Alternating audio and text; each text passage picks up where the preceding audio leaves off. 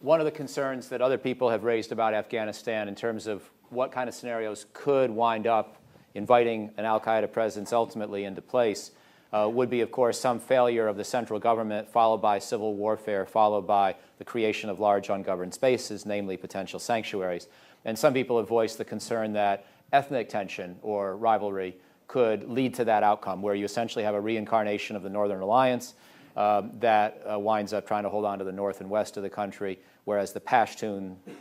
population, broadly defined, tries to hold on to the south.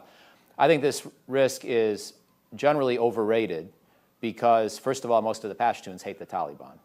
But nonetheless, if you wind up in a civil war scenario where you have main Tajik and some Pashtun leaders essentially reverting to a militia kind of combat, Pakistan may try to take advantage of that, make the Afghan Taliban the most powerful player in the south. And with Pakistani help, there is some worry that that could, in fact, at least create certain spaces where the Taliban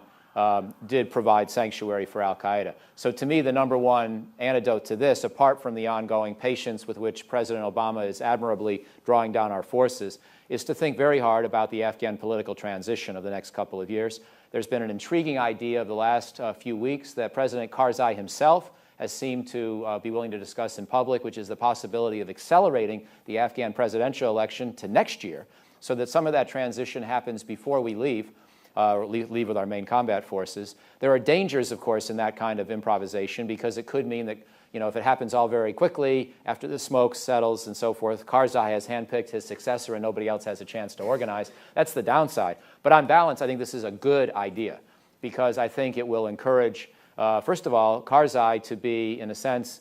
the father of his nation in the sense of passing the reins of power to someone else. And for all of his mixed accomplishments and his downsides and weaknesses so far, if Karzai could do that successfully and be seen as encouraging that process along, rather than holding on to power until the last second while his cronies encourage him to suspend the Constitution and stay for